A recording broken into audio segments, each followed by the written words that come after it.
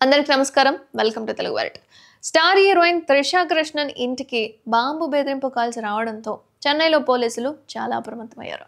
ఇక dog squad సహాయంతో ఆమె నివాస పరిసరాల్లో తనిఖీలు నిర్వహించగా ఎలాంటి పేలుడు పదార్థాలు కనబడలేదు అనే ఫేక్ బెదిరింపు కాల్స్ చేసిన వ్యక్తిని గుర్తించేందుకు పోలీసులు ప్రయత్నిస్తూ ఉన్నారు.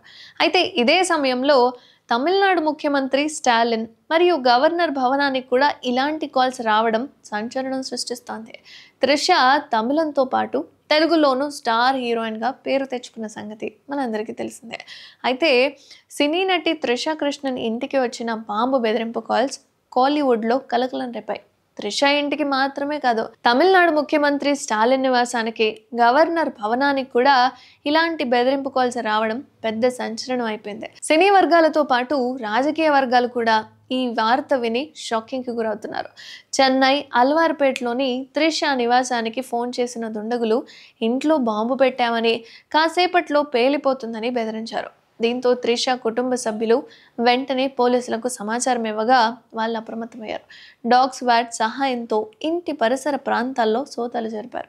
ఒకేసారి పలు ప్రముఖులకు బెదిరింపులు రావడంతో అధికారులు అన్ని కోణాల్లో విచారిస్తున్నారు. ఇక త్రిష ఇంటి వద్ద తనిఖీలు పూర్తయ్యాక ఎలాంటి పేలుడు పదార్థాలు లభ్యం కాకపోవడంతో ఈ బెదిరింపు కాల్స్ ఫేక్ అని పోలీసులు నిర్ధారించారు. అయితే ఫోన్ నెంబర్ ఆధారంగా ఆ కాల్ చేసిన వ్యక్తిని గుర్తించేందుకు ప్రత్యేక బృందం దర్యాప్తు చేస్తుంది. ముఖ్యమంత్రి స్టాలిన్ ఇంటి భద్రతను మరింత పెంచగా త్రిష నివాసం చుట్టుపక్కల సెక్యూరిటీని కూడా కట్టుదిట్టం చేశారు. ఈ నేపథ్యంలో త్రిష స్పందించాలని అభిమానులు కూడా సోషల్ మీడియాలో కోరుతున్నారు.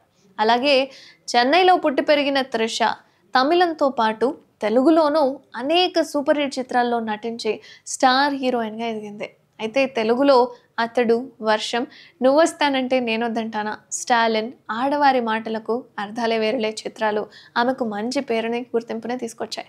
ఇక మహేష్ బాబు, చిరంజీవి, బాలకృష్ణ, వెంకటేష్, జూనియర్ ఎన్టీఆర్, ప్రభాస్ వంటి స్టార్ హీరోలతో త్రిష తెరపై మెరిసి తనకంటూ ఓ ప్రత్యేక స్థానాన్ని సంపాదించుకుంది.